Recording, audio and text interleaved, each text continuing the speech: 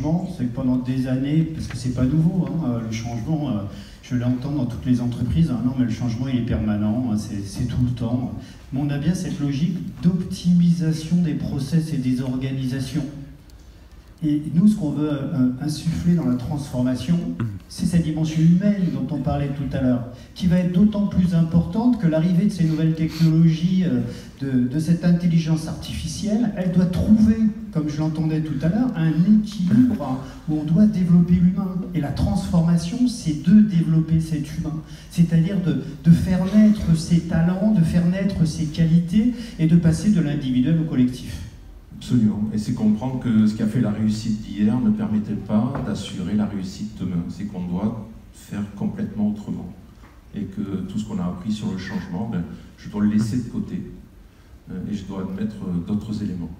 Alors on a la chance, parce qu'on a une démarche peut-être qui nous permet de faire ça. Alors Patrick, tu avais... Oui, ce qu'on vous dit, c'est l'enjeu de la transformation, c'est l'humain. C'est-à-dire la capacité à valoriser des talents, la capacité à les faire interagir entre eux et à développer des équipes qui, parce qu'elles travaillent ensemble. Hein. Là encore une fois, on voit souvent, oui j'ai une équipe, mais on revient dans ce côté organisation, j'ai une équipe parce qu'elle fait partie de l'organisation. Hein. Dans mon organigramme, j'ai un certain nombre de personnes. Non, nous on est de l'autre côté dans cette transformation. J'ai une équipe parce qu'on a des gens qui travaillent ensemble et qui interagissent ensemble. Et comme on le dit, qui vont partager des valeurs, on va y revenir tout à l'heure. Et ça, c'est quelque chose que Meredith Belbin, professeur à Cambridge, a développé pendant plus de 20 ans, et on l'utilise aujourd'hui dans 43 pays, et c'est traduit en 25 langues. Il a essayé de comprendre pourquoi des gens brillants, donc entendez par là des gens compétents techniquement, voire expérimentés, lorsqu'ils travaillent ensemble, peuvent avoir des résultats qui sont très différents.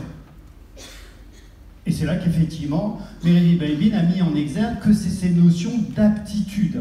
C'est-à-dire cette dimension comportementale, alors on peut l'appeler qualité, comportement, talent. Hein, on voit comment justement nous, on cherche à développer les talents, mais on parle de qualité toute simple, quoi, des qualités relationnelles, humaines. Pour que je te comprenne bien, Patrick, ce que tu es en train de dire, c'est que si je réussis à assembler des talents, peut-être tu me diras après comment, j'obtiendrai potentiellement de meilleurs résultats plutôt que de chercher des têtes parfaitement remplies. C'est un peu ça ? Déjà, on est parti, on ne s'est pas trop préoccupé de savoir comment les gens fonctionnaient eux-mêmes dans leur ADN, mais effectivement, plus on va aller vers de la différence, comme tu le mets en exergue, plus on va chercher des gens complémentaires, plus on va avoir effectivement cette dimension collective et cette capacité à améliorer de la performance. D'accord.